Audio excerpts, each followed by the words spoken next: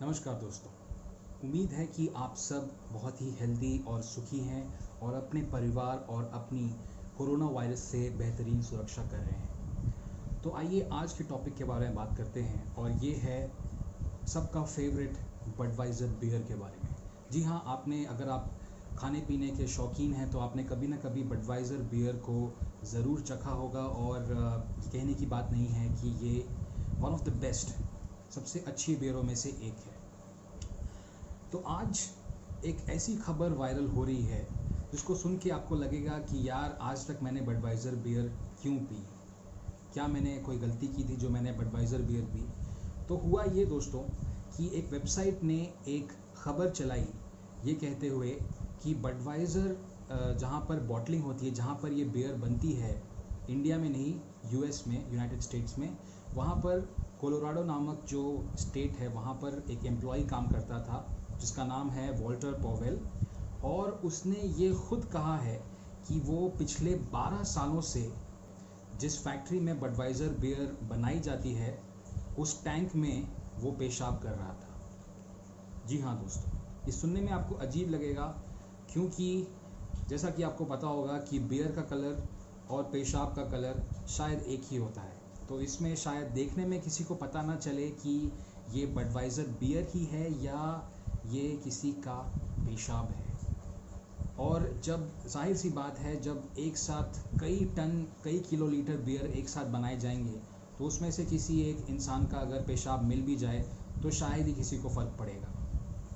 उस इंटरव्यू में Walter Powell ने ये भी कहा है कि जब भी वो अपने दोस्तों के साथ कभी बार में दारू पीने जाता था तो मन ही मन मुस्कुराता था ये कहते हुए कि ये देखो ये लोग बडवाइज़र बियर पी रहे हैं और मैं खुद मना कर देता था। तो ये वॉल्टर पॉवेल ने इस बात को खुद एडमिट किया है और इस खबर को यूनाइटेड स्टेट्स के एक दो वेबसाइट्स ने छापा है और इसी चीज़ को पिकअप करके इंडिया के कुछ वेबसाइट्स ने भी इस खबर को चलाया है, छापा है, ये कहते हुए कि once you read this report you won't feel like having Budweiser beer.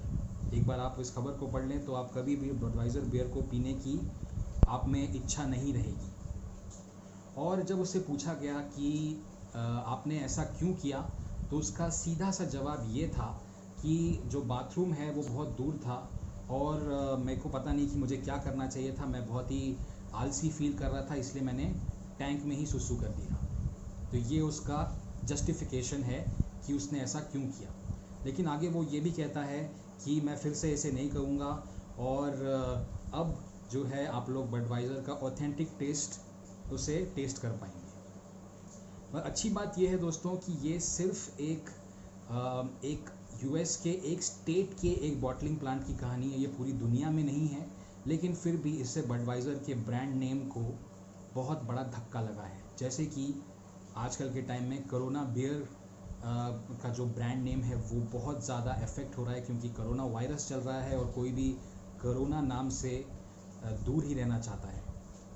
तो दोस्तों ये थी खबर, लेकिन इसमें एक कहानी में ट्विस्ट है और वो ये जो खबर है ये फेक है, बिल्कुल फेक है। जी हाँ, क्योंकि इस खबर को सबसे पहले foolishhumor.com इस वेबसाइट ने, यूएस की वेबसाइट है, इसने चलाया था।